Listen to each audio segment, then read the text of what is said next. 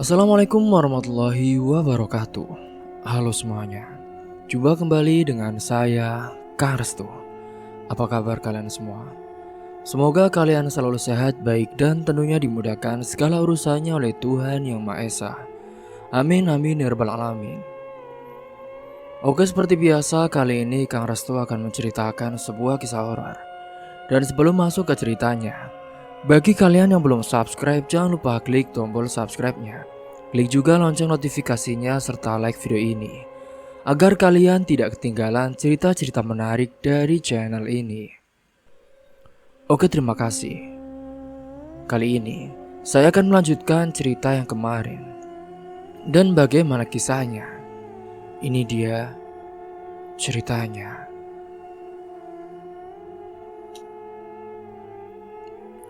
2 minggu telah berlalu sejak Dimas menjalankan rencananya yang licik. Bubuk rahasia yang ia dapatkan dari dukun itu sudah ia campurkan ke dalam minuman Puspa di kantor beberapa hari yang lalu. Awalnya tidak ada yang terlihat aneh. Puspa tetap menjadi dirinya yang lembut dan juga ramah seperti biasa. Namun semakin hari perubahan mulai terlihat, dan pengaruh bubuk itu pun mulai merusak keseimbangan hidupnya. Hubungan Puspa dan Bagus yang sebelumnya hangat dan juga penuh cinta, kini mulai mengalami keretakan. Masalah kecil yang dulunya mudah mereka selesaikan, kini seringkali berubah menjadi pertengkaran yang cukup hebat. Puspa yang selama ini dikenal sebagai wanita sabar dan juga taat beragama, tiba-tiba menunjukkan sisi yang berbeda. Di suatu waktu, ia bisa berbicara lembut seperti biasanya kepada Bagus. Namun di saat lain, terutama ketika pengaruh bubuk itu sudah mulai bekerja, Puspa berubah menjadi wanita yang mudah marah dan sulit untuk diajak bicara. Bagus sang kekasih yang tidak mengerti apa yang sedang terjadi. Dia merasa bingung dan juga terluka. Hingga hari itu pun di kantor, suasana antara Bagus dan Puspa terasa tegang. Bagus mencoba mengajaknya berbicara seperti biasa, tetapi Puspa malah menjauhkan diri. "Sayang, kamu kenapa akhir-akhir ini?" tanya Bagus dengan nada cemas saat mereka bertemu di pantry kantor. "Gak ada apa-apa kok," jawabnya dengan dingin, tidak seperti biasanya. Bagus menatapnya, berusaha mencari kehangatan yang biasa ia lihat di mata Puspa. Namun kali ini, yang ia temukan hanyalah tatapan kosong dan juga dingin. "Sayang, kalau ada masalah kamu bisa cerita ke aku," lanjut Bagus mencoba mendekati Puspa. Namun Puspa tiba-tiba meletakkan cangkir kopinya dengan keras di meja. "Bagus, aku bilang gak ada apa-apa kan? Sudah deh, jangan terus desak aku," katanya dengan nada tinggi yang mengejutkan Bagus. Bagus terdiam, tidak percaya dengan apa yang baru saja terjadi. Puspa yang biasanya lembut dan juga penuh kasih, kini berubah menjadi seorang yang ia hampir tidak kenal. Perubahan sikap Puspa tidak hanya dirasakan oleh Bagus, tetapi juga oleh rekan-rekan kerja yang lainnya. Mereka mulai memperhatikan bahwa Puspa yang dulu selalu tersenyum, kini sering terlihat murung atau marah tanpa alasan jelas. "Puspa kenapa ya? Dia beda banget akhir-akhir ini," bisik salah satu rekan kerjanya. "Kayaknya ada masalah sama Bagus deh. Aku lihat juga mereka jarang bareng sekarang," jawab yang lainnya. Dimas yang mendengar percakapan itu dari mejanya hanya tersenyum kecil. Ia merasa bahwa rencananya mulai membuahkan hasil. Namun di balik senyumannya, ada juga rasa penasaran. Ia tahu bahwa bubuk yang ia gunakan untuk memelet Puspa akan membuat Puspa bingung dan emosinya menjadi tidak stabil. Tetapi ia tidak pernah menyangka pengaruhnya bisa sejauh ini. Sementara di rumah, keluarga Puspa juga mulai menyadari perubahan dalam dirinya. Ibunya yang selama ini selalu dekat dengannya merasa ada sesuatu yang salah dengan putrinya. "Puspa, kamu kenapa nak? Akhir-akhir ini kamu kok sering marah-marah? Ada apa?" "Aku gak apa-apa, Bu," ucapnya kepada ibunya, mencoba menenangkan diri. Namun nadanya tetap terdengar tidak sabar. "Nak, kalau ada masalah ceritakan ke ibu. Kamu gak harus memendam semuanya sendiri. lanjut ibunya dengan penuh kasih. Namun Puspa hanya menggelengkan kepala dan berlalu ke kamarnya. Ia merasa bingung dengan dirinya sendiri. Di satu sisi ia tahu bahwa ia mencintai Bagus dan juga ingin mempertahankan hubungan mereka. Namun di sisi lain, ada dorongan aneh yang membuatnya ingin menjauh kepada Bagus. Bahkan merasa kesal terhadap Bagus tanpa alasan yang jelas. Di dalam kamarnya Puspa mencoba berdoa seperti biasanya. Tetapi kali ini ia merasa sulit untuk berkonsentrasi. Pikiran-pikiran negatif pun terus mengganggunya, membuatnya merasa lelah secara emosional. Sementara Bagus di sisi lain mencoba mencari cara untuk memperbaiki hubungan mereka. Ia tahu bahwa Puspa sedang menghadapi sesuatu, tetapi ia tidak tahu apa itu. Puspa aneh banget deh. Pasti sedang ada masalah. Aku gak boleh menyerah. Aku harus sabar. Gumam Bagus pada dirinya sendiri. Ia pun kini mulai mencari momen-momen kecil untuk mendekati Puspa sang kekasihnya. Meskipun seringkali usahanya tidak berhasil, hari itu ia mencoba mengajak Puspa makan siang bersama seperti dulu. Sayang, aku sudah pesan tempat di restoran favorit kita.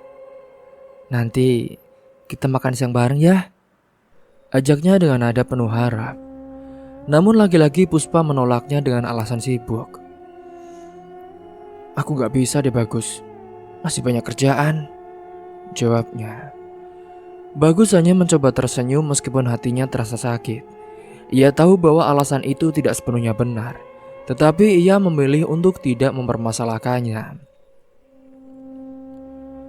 Sementara di sisi lain, Dimas merasa semakin percaya diri dengan apa yang telah ia lakukan. Ia bahkan mulai mencoba mendekati Puspa lebih agresif. Puspa, kamu kelihatan capek banget sih akhir-akhir ini. Kalau kamu butuh teman cerita, aku selalu ada buat kamu, katanya suatu hari di kantornya. Puspa hanya mengangguk kecil, merasa bingung dengan perasaannya sendiri.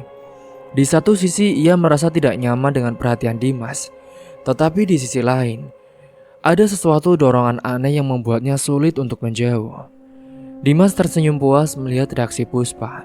Ia merasa bahwa perlahan-lahan Puspa akan berpaling darinya ke arahnya.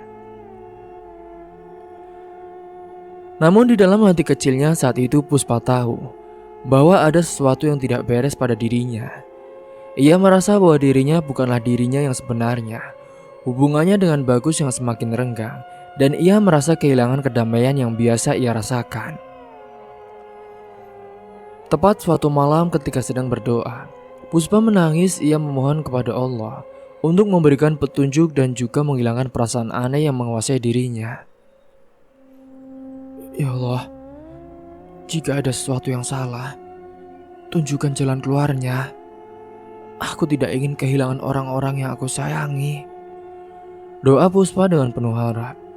Sementara di sisi lain Bagus juga tidak tinggal diam. Ia mulai mencari tahu cara untuk membantu Puspa, meskipun ia tidak tahu dari mana harus memulainya. Ia merasa bahwa cintanya kepada Puspa adalah sesuatu yang pantas ia perjuangkan, apapun rintangannya. Hari itu suasana di rumah Puspa terasa sunyi. Puspa duduk di ruang tamu dengan wajahnya terlihat murung. Memang sejak beberapa minggu terakhir ia merasa hidupnya tidak lagi seperti biasa. Sekarang juga ada sesuatu yang mulai mengganggunya, sesuatu yang tidak bisa ia jelaskan dengan kata-kata. Sikapnya kepada orang-orang terdekat termasuk Bagus dan juga keluarganya seringkali berubah menjadi kasar tanpa alasan jelas. Ibunya yang semakin hari semakin melihat perubahan drastis dalam diri putrinya. Dia merasa sangat khawatir. Puspa yang dikenal sebagai anak yang sabar dan juga lemah lembut, kini sering menunjukkan amarah yang meledak-ledak. Hal kecil yang dulu tidak berarti kini bisa memicu kemarahan besar darinya. Tidak hanya itu saja, beberapa kali ibunya juga mendapati Puspa menangis tanpa sebab di malam hari, berbicara sendiri dengan nada marah seolah sedang berdebat dengan seseorang yang tidak terlihat. Ada yang tidak beres dengan anak ini, pikir ibunya. Ia merasa bahwa ini bukan sekedar masalah emosional biasa. Dengan keyakinan bahwa agama adalah solusi terbaiknya, Kini ibunya pun memutuskan untuk membawa Puspa ke kajian di masjid yang rutin ia hadiri. Di sana juga nantinya juga ada terapi ruqyah. "Puspa, besok ikut ibu ke kajian ya," ajak ibunya dengan lembut pada suatu malam. "Untuk apa, Bu?" jawab Puspa dengan nada datar.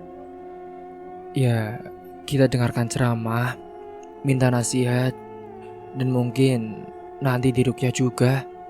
Siapa tahu kamu merasa lebih baik," jawab ibunya.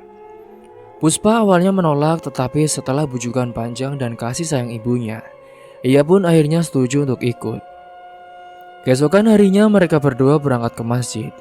Kajian berlangsung dengan khusyuk dengan pembahasan tentang pentingnya menjaga hati dan juga menjauhi hal-hal yang dapat mengundang gangguan makhluk tak kasat mata. Saat mendengar ceramah itu, hati Puspa pun mulai terasa terusik.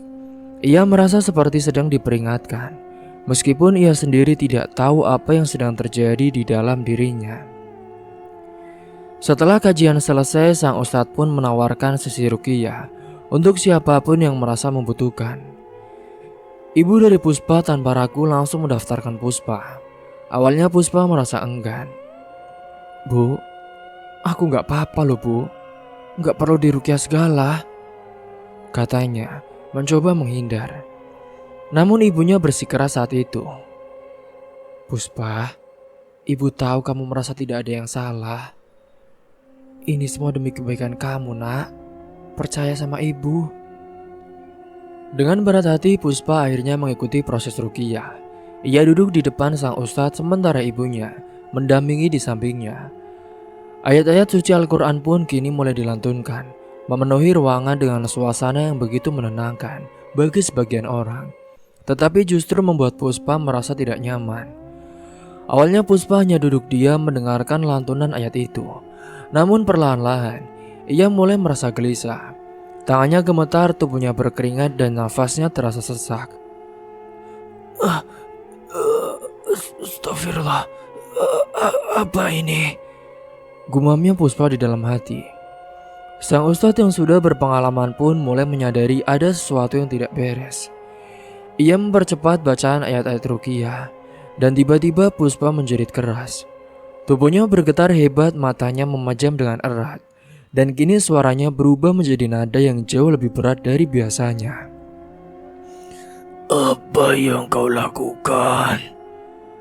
teriak Puspa dengan suara yang bukan miliknya. Ibunya menangis memegang tangan Puspa erat-erat sambil terus berdoa. Sang ustadz pun tetap tenang dengan melanjutkan bacaan Al-Quran dengan penuh keyakinan. Puspa yang kini jelas sedang dikuasai oleh sesuatu.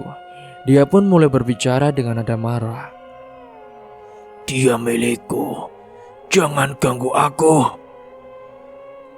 Suara-suara itu keluar dari mulut Puspa, tetapi jelas itu bukanlah dirinya.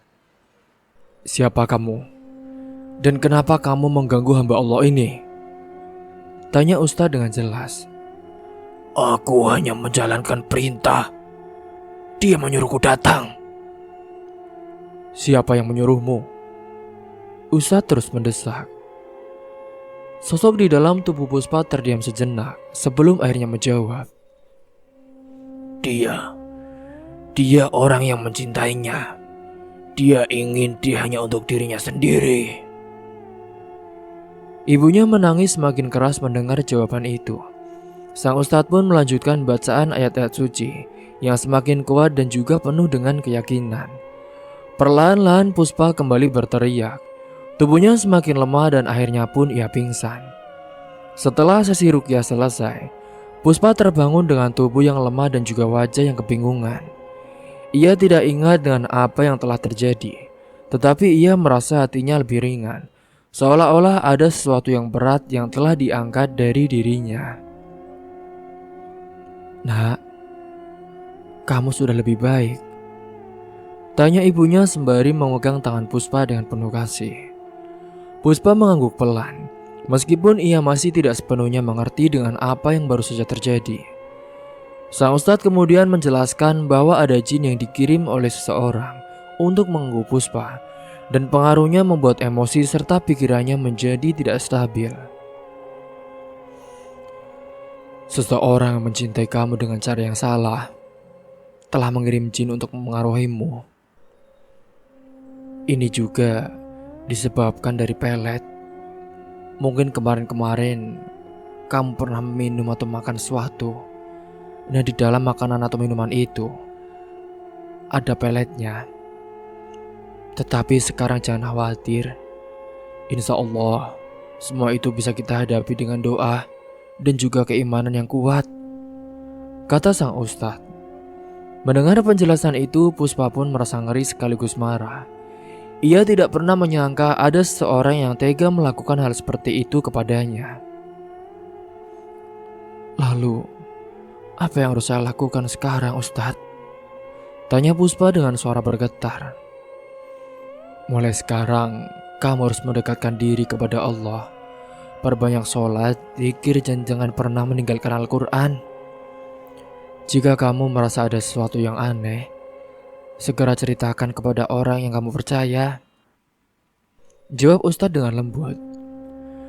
Puspa mengangguk bertekad untuk melindungi dirinya dengan memperkuat iman. Ibunya yang melihat keteguhan itu pun merasa sedikit lega.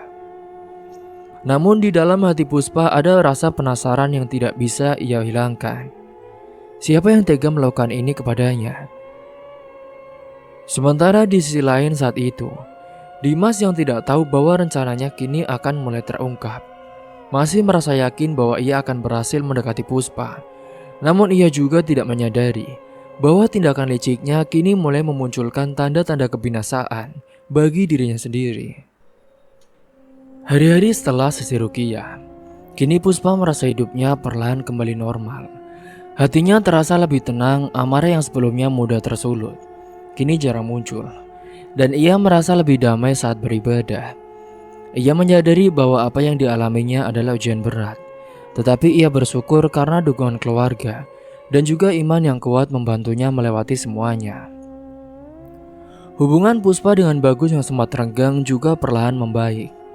Puspa yang kini merasa lebih tenang mulai menyadari betapa pentingnya Bagus di dalam hidupnya. Ia menyesali sikapnya yang selama ini sering kasar dan tidak adil terhadap Bagus. Ia pun memutuskan untuk memperbaiki semuanya. Singkatnya, pada suatu sore, ketika Puspa dan Bagus bertemu di sebuah taman, tempat mereka sering menghabiskan waktu bersama, Puspa membuka pembicaraan dengan lembut. Sayang, aku minta maaf ya untuk semua yang sudah terjadi. Aku tahu aku sering menyakitimu belakangan ini, kata Puspa sambil menunduk. Bagus menatapnya dengan senyuman kecil. Gak apa-apa kok sayang. Aku tahu kamu sedang menghadapi sesuatu. Aku cuma ingin kamu tahu kalau aku selalu ada untuk kamu, apapun yang terjadi. Puspa merasa matanya mulai berkaca-kaca. Ia menggenggam tangan Bagus dengan erat. Terima kasih ya sayang. Aku benar-benar bersyukur punya kamu. Sejak saat itulah hubungan mereka kembali hangat seperti dulu. Mereka lebih sering menghabiskan waktu bersama, saling mendukung satu sama lain. Sementara kini di kantor, Puspa pun yang kini lebih ceria kembali, menjadi pusat perhatian lagi. Tetapi ia tidak lagi memperdulikan Dimas atau siapapun yang mencoba mendekatinya.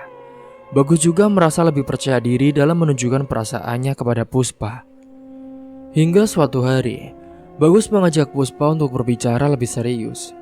Mereka bertemu di sebuah restoran kecil yang tenang, tempat yang dipilih Bagus untuk suasananya yang juga nyaman.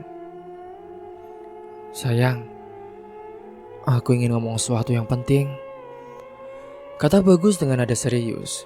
Puspa pun menatapnya dengan penasaran. Apa itu sayang? Bagus menarik nafas dalam mencoba mengumpulkan keberanian. Aku ingin mengenalkanmu kamu kepada orang tuaku. Aku ingin hubungan kita ini lebih serius. Aku ingin kita melangkah ke jenjang lebih jauh. Puspa terkejut mendengar itu. Tetapi dalam hatinya ia juga merasa bahagia. Ia mengangguk pelan dan juga sambil tersenyum. Iya sayang, aku siap. Aku juga ingin hubungan kita diberkahi. Beberapa hari kemudian Bagus mengatur pertemuan antara Puspa dan juga keluarganya. Ia ingin memastikan bahwa keluarganya mengenal Puspa lebih dekat sebelum mereka melangkah ke jenjang yang lebih serius. Hari itu Puspa pun datang ke rumah Bagus dengan hati yang berdebar. Ia mengenakan pakaian sederhana tetapi anggun, mencerminkan kepribadiannya yang lembut.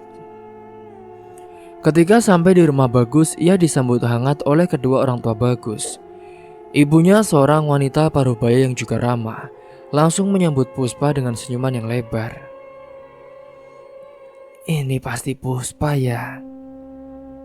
kata ibunya sambil menggandeng tangan Puspa ke ruang tamu. "Bagus sering cerita tentang kamu. Ternyata cerita itu benar semua. Karena dia bilang kamu gadis yang baik, cantik, dan juga sopan lembut." Puspa tersenyum malu-malu saat itu. "Terima kasih, Bu. Saya juga banyak belajar dari Bagus." Percakapan antara Puspa dan keluarga Bagus pun berlangsung hangat. Sementara ayah Bagus meskipun tidak banyak bicara, dia menunjukkan sikap yang sangat mendukung hubungan antara keduanya. Ia beberapa kali mengangguk puas mendengar Puspa menjawab pertanyaan dengan sopan dan juga penuh rasa hormat. Setelah pertemuan itu, Bagus pun mengantar Puspa pulang. Dalam perjalanan, ia tampak lebih ceria dari biasanya. "Sayang, sepertinya ayah dan ibu suka sama kamu deh. Mereka bilang kamu adalah gadis yang tepat untukku," kata Bagus sambil tersenyum lebar. Puspa merasa hatinya sangat hangat mendengar itu. "Iya sayang, aku senang bisa bertemu mereka. Mereka orang-orang yang sangat baik." Di hari-hari berikutnya hubungan Puspa dan Bagus pun semakin erat. Mereka kini mulai membahas rencana masa depan dengan lebih serius, termasuk langkah-langkah untuk mempersiapkan pernikahan. Puspa juga merasa semakin yakin bahwa Bagus adalah orang yang tepat untuk mendampingi hidupnya. Namun di balik kebahagiaan itulah, ada seseorang yang tidak senang dengan perkembangan hubungan mereka. Dimas yang diam-diam masih mengawasi Puspa. Dia merasa semakin marah dan juga frustasi. Ia tahu bahwa rencananya untuk merebut Puspa telah gagal total. Semua yang ia lakukan termasuk menggunakan cara-cara licik, tidak berhasil memisahkan Puspa dan juga Bagus. Dimas mulai memikirkan langkah selanjutnya. Ia tahu bahwa ia tidak bisa bersaing secara langsung dengan Bagus. Ia juga tahu bahwa semakin lama ia menyimpan dendam, semakin besar kemungkinan dirinya sendiri akan terjebak dalam masalah yang lebih besar. Namun apapun yang ada di benaknya, satu hal yang pasti, cinta tulus antara Puspa dan Bagus kini menjadi kekuatan yang tidak pernah digoyahkan. Mereka telah melewati berbagai cobaan. Setiap ujian yang datang adalah cara Tuhan untuk menguatkan dirinya dan juga hubungannya dengan Bagus. Sementara Bagus yang melihat kebahagiaan Puspa kembali, merasa semakin yakin untuk melindungi dan mendampingi wanita yang ia cintai. Di dalam hatinya ia berjanji untuk mendukung Puspa apapun yang terjadi di masa depan. Kini hari itu, setelah pertemuan dengan keluarga dari Bagus, Puspa merasa harinya begitu cerah. Setelah sebelumnya ia diperkenalkan kepada keluarga Bagus, kini giliran ia ingin mengenalkan Bagus kepada keluarganya. Bagi Puspa, perkenalan ini adalah langkah besar dalam hubungan mereka. Ia tahu bahwa keluarganya memiliki pandangan yang tegas dalam memilih pasangan untuk anak-anaknya. Setelah berdiskusi dengan Bagus, mereka sepakat untuk mengatur pertemuan di rumah Puspa pada akhir pekan. Bagus pun meskipun merasa gugup mencoba menunjukkan ketenangan. Ia tahu bahwa momen ini sangat penting untuk masa depan hubungan mereka. Hingga hari yang dinanti pun telah tiba. Bagus tiba di rumah Puspa dengan membawa beberapa bingkisan, seperti buah-buahan dan juga makanan kecil, sebagai tanda hormat kepada keluarga Puspa. Ia mengenakan kemeja rapi berwarna biru muda, warna favorit Puspa, yang membuatnya semakin terlihat semakin berkarisma. Puspa menyambut Bagus di depan rumah dengan senyuman yang manis. "Sayang, kamu sudah siap kan?" tanyanya. "Insya Allah aku siap. Semoga aku bisa memberikan kesan yang baik. Mereka masuk ke dalam rumah dan Bagus pun langsung disambut dengan ramah oleh Ibu Puspa. Selamat datang Bagus, silakan masuk. Sudah lama loh, Puspa ini cerita tentang kamu, ujar ibunya dengan senyuman yang hangat. Bagus menjawab dengan sopan. Terima kasih Bu, senang sekali bisa bertemu langsung dengan keluarga ibu. Suasana awal pertemuan terasa hangat. Ibu Puspa mengajak Bagus berbincang sambil menyiapkan teh dan juga camilan. Setelah semuanya sudah disediakan, wajah Bagus terlihat serius saat itu, tetapi ia tetap menyambutnya dengan baik dan sopan. Jadi ini Bagus? Tanya ibunya, sembari menatap Bagus dengan tajam, seolah mencoba menilai karakternya. Bagus pun saat itu dengan hormat. Iya Bu. Ibu Puspa pun langsung mau ke pelan sebelum duduk di kursinya. Ia lalu mulai mengajukan beberapa pertanyaan, seperti pekerjaan Bagus, rencana masa depannya dan juga pandangannya tentang hubungan. Bagus menjawab setiap pertanyaan dengan jujur dan juga penuh keyakinan. Ia menjelaskan bahwa ia bekerja keras dan juga berusaha menjadi pribadi yang lebih baik setiap harinya, terutama demi masa depannya bersama Puspa. Melihat kejujuran dan juga kesungguhan dari Bagus, Ibu Puspa pun perlahan melunak. Ia mulai tersenyum tipis dan juga terlihat lebih santai. Ibu suka anak muda yang punya visi jelas seperti kamu, Bagus. Kalau kamu serius dengan Puspa, saya harap kamu bisa menjaganya dengan baik. Apalagi kan, di keluarga ini tidak ada seorang ayah. Nantinya kamu juga akan jadi pemimpin keluarga ini, kata ibunya. Bagus mengangguk penuh keyakinan. Insya Allah Bu, saya berjanji akan menjaga dan juga membahagiakan Puspa. Percakapan terus berlanjut hingga suasana pun menjadi semakin cair. Puspa yang duduk di samping ibunya, dia merasa lega. Akhirnya, setelah beberapa jam, pertemuan itu pun berakhir dengan kesan yang sangat baik. Setelah Bagus pulang saat itu, Puspa pun berbicara kepada ibunya. Puspa merasa hatinya begitu lega mendengar itu. Ia pun segera memberitahu Bagus tentang restu dari ibunya, dan Bagus pun merasa sangat bersyukur saat itu.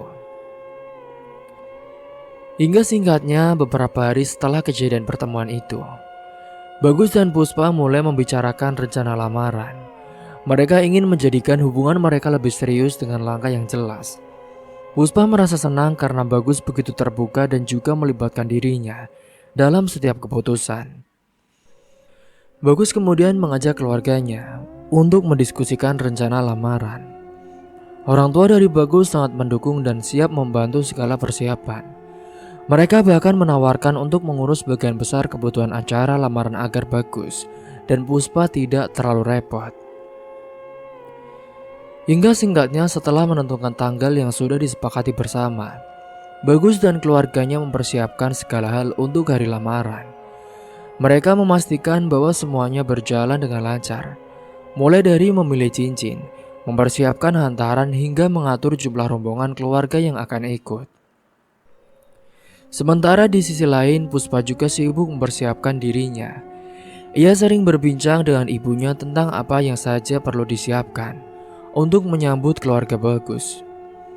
Meskipun Puspa merasa gugup, ia juga sangat bersemangat.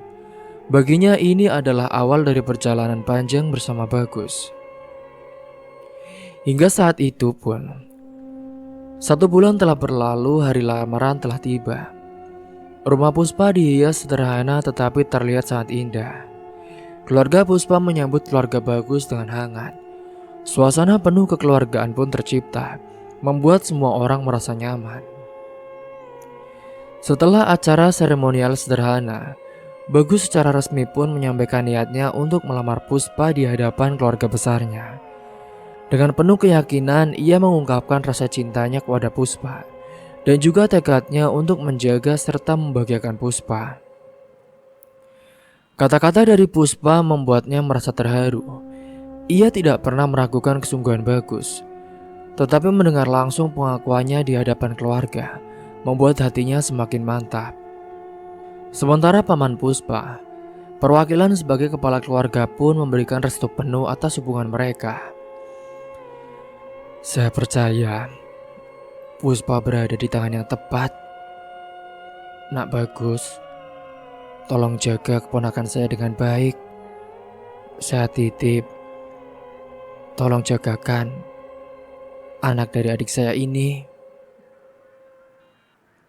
Insya Allah Pak, saya akan melakukan yang terbaik, jawab Bagus dengan penuh keyakinan. Setelah semua acara selesai, kedua keluarga pun berbincang santai sambil menikmati hidangan yang telah disiapkan. Mereka saling mengenal lebih dekat, mempererat hubungan keluarga yang kini terjalin melalui Bagus dan juga Puspa. Malam itu ketika semua orang sudah pulang, Puspa dan Bagus pun berbicara sebentar di depan rumah. Sayang, aku gak percaya semuanya berjalan seindah ini. Iya sayang, aku juga gak menyangka loh. Kita sudah melangkah ke arah yang benar. Dan aku yakin aku akan berusaha untuk selalu membuatmu bahagia. Mereka saling tersenyum merasakan kebahagiaan yang begitu mendalam. Kini perjalanan mereka menuju pernikahan pun telah dimulai. Dan kini mereka bersiap melangkah ke masa depan dengan keyakinan dan juga cinta yang tulus. Dimas duduk di mobilnya dengan wajah penuh amarah. Pikirannya dipenuhi bayangan tentang Puspa dan Bagus yang kini semakin dekat menuju ke pernikahan. Informasi itu baru saja ia dapatkan dari rekan sekantor yang tanpa sengaja menyebutkan bahwa keluarga Puspa dan Bagus telah mengadakan lamaran. Bahkan tanggal pernikahan mereka sudah ditentukan.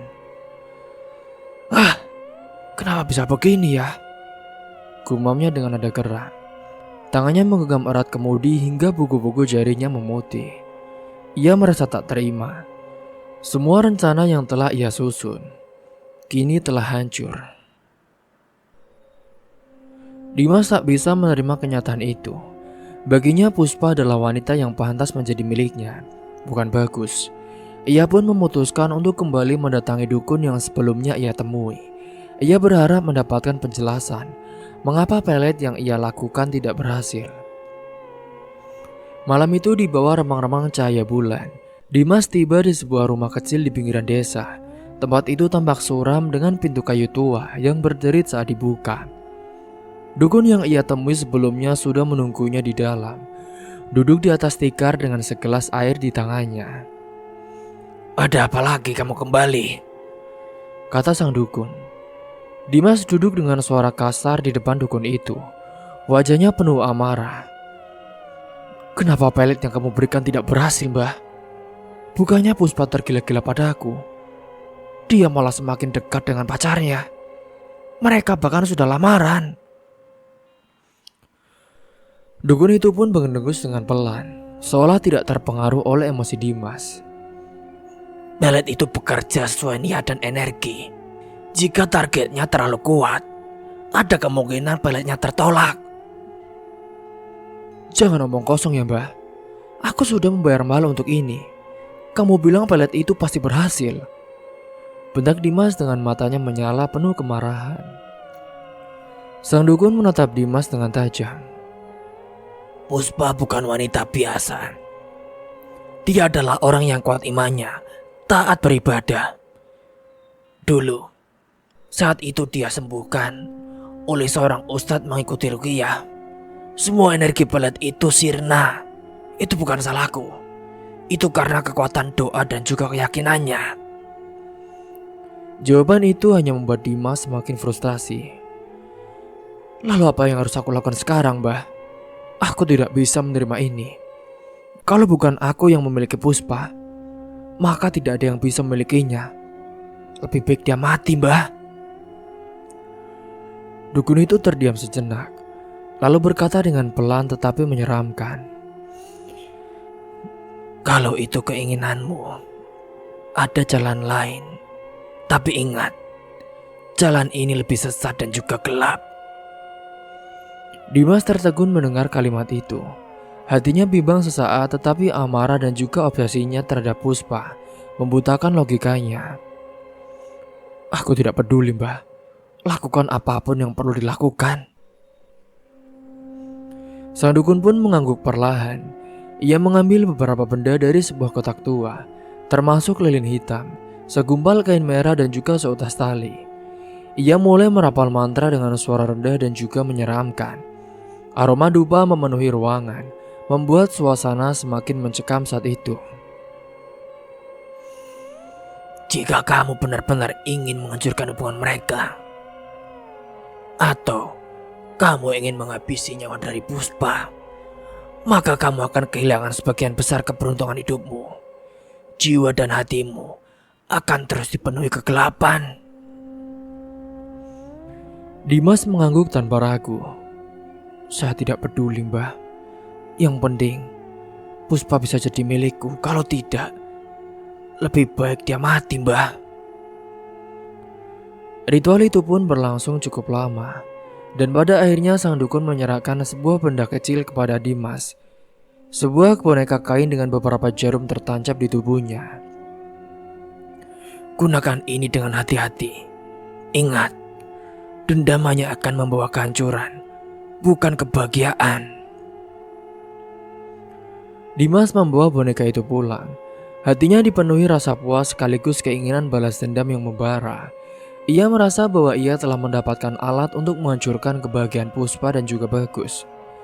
Namun di balik semua itu, Dimas tidak menyadari bahwa tindakannya telah membuka pintu menuju kehancuran. Bukan hanya bagi orang lain tetapi juga untuk dirinya sendiri. Beberapa hari setelah ritual itu, Dimas mulai melancarkan aksinya. Ia menyisipkan boneka itu di dekat rumah Puspa dengan harapan hubungan Puspa dan Bagus akan mulai hancur. Atau seenggaknya dia akan melakukan hal-hal bodoh, yaitu akan membuat Puspa menderita tepat di acara pernikahannya. Beberapa hari kemudian, sesuatu aneh pun mulai terjadi saat itu. Puspa merasa tubuhnya sering lemas tanpa sebab yang jelas. Ia juga kini mulai mengalami mimpi buruk yang membuatnya gelisah setiap malam. Bagus yang khawatir dengan kondisi Puspa, dia pun mencoba menghiburnya dan membawanya ke dokter. Namun secara medis tidak ada yang salah dengan Puspa. Kondisi ini pun perlahan mempengaruhi saat itu. Namun meskipun hubungan mereka hampir saja dilanda kehancuran, namun mereka tetap akan menjalani pernikahan sesuai tanggal yang telah ditentukan. Sementara Dimas yang sudah memegang boneka santet itu dan juga obat-obat pelet yang nantinya akan menghancurkan Puspa, dia bersiap untuk menghabisi nyawa Puspa tepat di acara pernikahannya. Hari yang telah lama dinantinya pun kini akhirnya tiba. Hari pernikahan Bagus dan Puspa. Semua persiapan sudah dilakukan dengan sempurna. Rumah keluarga Puspa dihias dengan indah, penuh bunga-bunga segar dan juga dekorasi sederhana yang mencerminkan kepribadian Puspa yang anggun. Para tamu mulai berdatangan membawa ucapan selamat dan doa untuk pasangan bahagia ini. Puspa yang mengenakan kebaya putih dengan detail emas yang lembut terlihat mempesona. Wajahnya berseri-seri meski ada sedikit rasa gugup. Di dalam kamar pengantin, ia duduk bersama ibunya yang membantunya mempersiapkan diri. "Kamu cantik sekali, Nak," ujar ibunya sambil tersenyum bangga. "Hari ini kamu akan memulai kehidupan baru. Ibu doakan semoga kamu dan Bagus selalu bahagia ya, Nak." Puspa tersenyum lembut. "Terima kasih ya, Bu. Aku juga berharap supaya bisa menjadi istri yang baik untuk Bagus." Sementara itu di ruang utama, Bagus menunggu dengan sabar. Ia mengenakan setelan jas tradisional berwarna putih, senada dengan pakaian Puspa. Hatinya dipenuhi rasa syukur dan juga bahagia. Hari ini adalah awal dari perjalanan panjang yang telah mereka impikan bersama. Namun di tengah suasana kebahagiaan itu, ada satu tamu yang datang dengan perasaan berbeda, Dimas. Ia menerima undangan pernikahan itu beberapa hari sebelumnya, dan meskipun hatinya dipenuhi amarah dan juga rasa sakit, ia memutuskan untuk datang. Bukan untuk memberikan selamat, tetapi untuk memastikan bahwa hari ini tidak berjalan dengan lancar. Bahwa hari ini rencana yang telah dilakukannya akan berjalan dengan baik. Dimas duduk di salah satu sudut ruangan dengan matanya terus memandang ke arah panggung, tempat Bagus duduk. Ia merasa dihianati oleh takdir, dan meskipun ia sudah mencoba berbagai cara untuk memisahkan Puspa dan Bagus, semua usahanya sia-sia. Kini ia hanya bisa menonton dari kejauhan, hatinya yang dipenuhi dengan dendam yang membara. Acara akad nikah pun dimulai. Para tamu berkumpul di sekitar meja akad, menyaksikan momen sakral itu. Sementara Puspa tetap berada di kamar pengantin, menunggu panggilan untuk keluar setelah akad selesai. Namun saat itu sesuatu yang aneh pun mulai terjadi. Saat acara akad telah berlangsung, tiba-tiba Puspa merasakan sakit luar biasa di dadanya, tepat di jantung. Ia pun terkejut dengan tangannya yang refleks memegang dada yang terasa seperti ditusuk-tusuk. Nafasnya menjadi berat dan ia merasa seperti ada yang mencekik lehernya. Bu, sakit bu. Puspa berbisik dengan suara lemah. Wajahnya mulai pucat dan keringat dingin pun membasahi dahinya. Ibunya panik saat itu, melihat kondisi Puspa yang semakin mengherankan. Nak, kamu kenapa nak? Apa yang sakit? Namun sebelum Puspa sempat menjawab, tubuhnya melemas dan ia mulai kesulitan bernafas. Ibunya berteriak memanggil keluarga lain, tetapi suasana di ruang utama tidak terganggu karena semua orang fokus pada prosesi akad. Sementara di ruang utama, Bagus dengan suara lantang mengucapkan ijab kabul. Dan setelah beberapa saat hening, penghulu dan saksi pun mengucapkan kata yang telah ditunggu-tunggu, yaitu kata sah. Tepat setelah kata itu terucap, dari kamar pengantin terdengar suara jeritan histeris. Beberapa orang pun langsung berlari menuju kamar itu, termasuk Bagus yang langsung merasa ada sesuatu yang tidak beres. Puspa, Puspa, Puspa bangun, Puspa.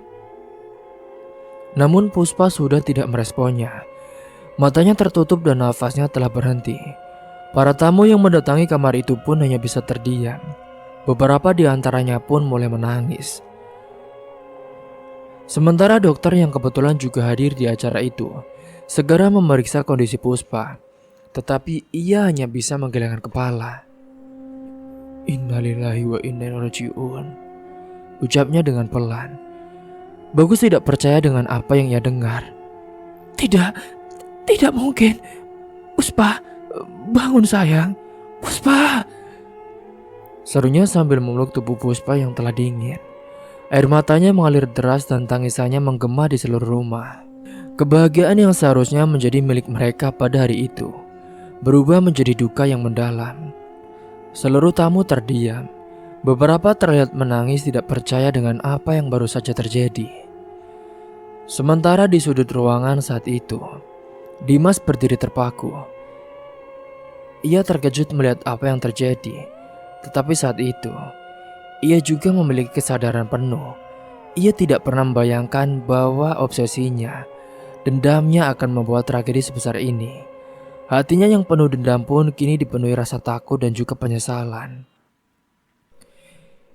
Saat jenazah Puspa telah dimakamkan, singkatnya saat itu Bagus berdiri di samping makam dengan air mata yang tak henti mengalir. Hari itu pun menjadi hari yang tidak akan pernah terlupakan oleh siapapun yang hadir. Pernikahan yang seharusnya menjadi awal bahagia berubah menjadi tragedi yang meninggalkan luka mendalam bagi semua pihak, terutama Bagus sang suaminya. Namun di balik semua itu semua, kehidupan mengajarkan bahwa cinta sejati tidak selalu berakhir seperti apa yang diharapkan. Dan bagi Dimas, tragedi ini menjadi pengingat pahit bahwa dendam dan obsesi hanya membawa kehancuran. Kini tinggal Dimas menunggu kehancuran bagi dirinya, karena dendam itu pasti akan kembali kepada orang yang melakukannya. Semoga kita semua bisa mengambil hikmah dari kisah ini. Mungkin itu saja yang dapat saya sampaikan. Kurang lebihnya mohon maaf apabila ada salah kata ataupun ucapan yang kurang berkenan bagi kalian semua. Sampai jumpa di cerita selanjutnya. Akhir kata, wassalamualaikum warahmatullahi wabarakatuh.